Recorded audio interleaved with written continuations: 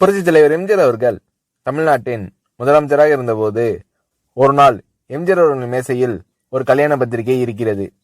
அதை எடுத்து வாசிக்கிறார் எம்ஜிஆர் அவர்கள். அதில் கடைசி வரியில் புரட்சி தலைவரின் நல்லாசியுடன் திருமணத்திற்கு வருகின்றவர்களை வரவேற்கிறேன் என்று எழுதப்பட்டிருந்தது. இந்த அழைப்புதலை அனுப்பியவர் யார் என்பது பற்றி விசாரித்து வாருங்கள் என்று ஆட்களை அனுப்புகிறார் எம்ஜிஆர் அவர்கள். அவர்கள் போகிறார்கள். அப்போது பிளாட்பாரத்தில் தகரத்தாலான ஒரு பெட்டி போன்ற கடை உள்ளது. அதில் குவிந்து கிடக்கின்ற பழைய செருப்புகளுக்கு நடுவில் ஒருவர் உட்கார்ந்து கொண்டு செருப்புகளை தைப்பது மற்றும் ஷூக்களுக்கு பாலிஷ் போட்டு கொடுப்பது போன்ற வேலைகளை செய்து கொண்டிருந்தார். அவர் பெயர் மாரியப்பன். வயது 60 இருக்கும். விசாரிக்க சென்றவர்கள் கவனித்தார்கள். அந்த சிறிய தகர பெட்டி கடைக்குள் 10க்கும் மேற்பட்ட எம்ஜிஆர் அவர்கள் படங்கள் மாட்டப்பட்டு இருந்தன. இவ்வளவு எம்ஜிஆர் படங்களை வச்சிருக்கீங்களே, நீங்கள் எம்ஜிஆர் ரசிகரா என்று விசாரிக்க சென்றவர்கள் அவரிடம் கேட்கிறார்கள். நானெல்லாம் எம்ஜிஆர் ரசிகர் இல்லைங்க, அவருக்காக உயிரை கொடுக்கணும்னா குடும்பத்தோட கொடுத்துடுவோம். எம்ஜிஆர் கட்சி சின்ன ரெட்டலை, அவ்வளவுதான். எங்க தலைமுறை பூராவும் எம்ஜிஆர் சொல்றதுதான் கேட்பாங்க.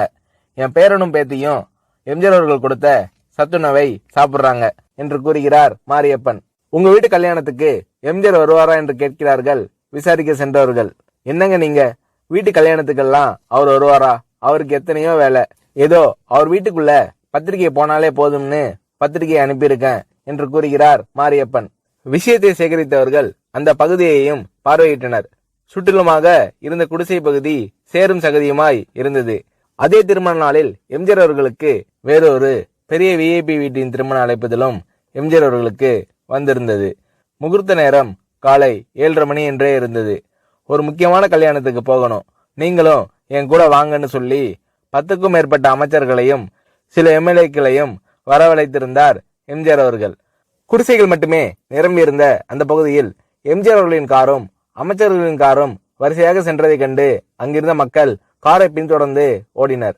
மாரியப்பன் வீடு அருகே காரை நிறுத்தி இறங்கிய எம்ஜிஆர் அவர்கள் வீட்டை நோக்கி நடக்க ஆரம்பித்தார்.